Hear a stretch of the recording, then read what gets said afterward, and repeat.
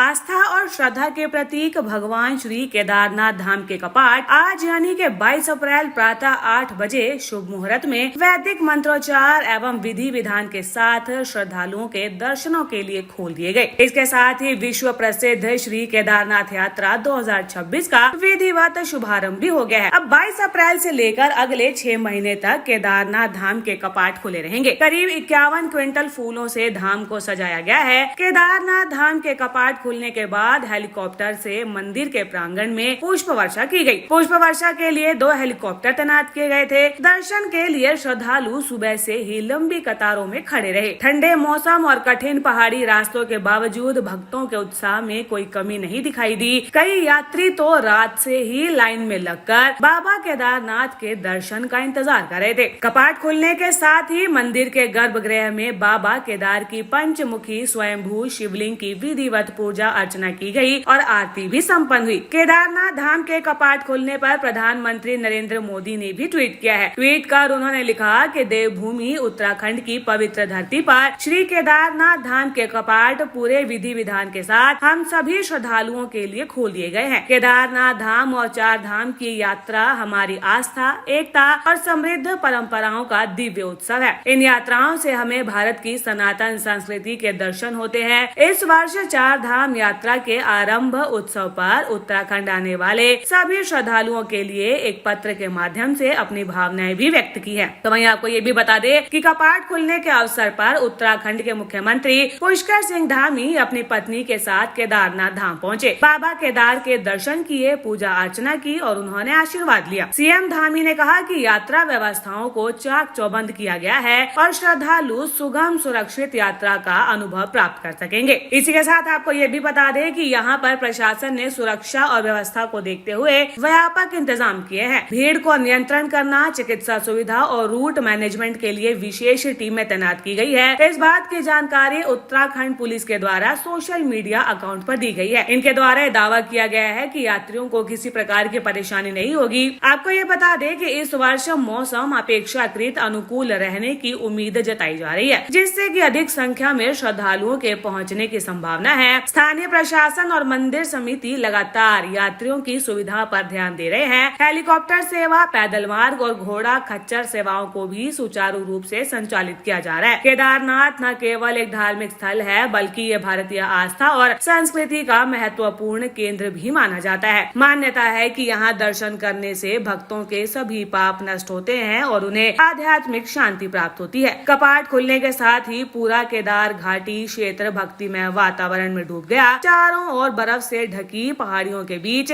गूंजते मंत्र और श्रद्धालुओं की आस्था इस पवित्र धाम की महिमा को और भी दिव्य बना रही है। और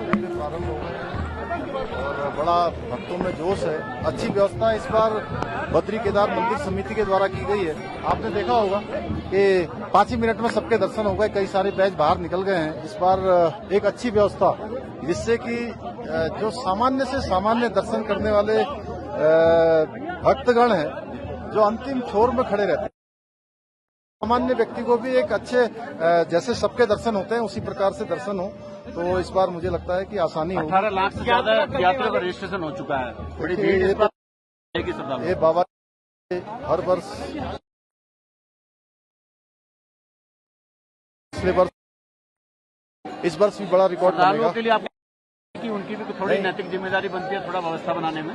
देखिए, साफ सफाई का विशेष जो यात्रा के नियम है, उन यात्रा के नियमों का सबको पालन करना चाहिए। और वैसे तो सभी विधि विधान से जब यात्रा प्रारंभ करते हैं तो सभी नियमों का पालन करते हैं, लेकिन एक नियम ये उसमें जो आदरणीय प्रधानमंत्री जी ने भी सबसे अपील की है कि सफाई रखें, प्लास्टिक मुक्त रखें। ग्रीन यात्रा का जो संदेश है वो यहाँ से पूरे देवभूमि से अन्य स्थानों पर भी प्रसारित हो। धन्यवाद। न्यूज़म के लिए केदारनाथ से एसपी अरोड़ा की रिपोर्ट।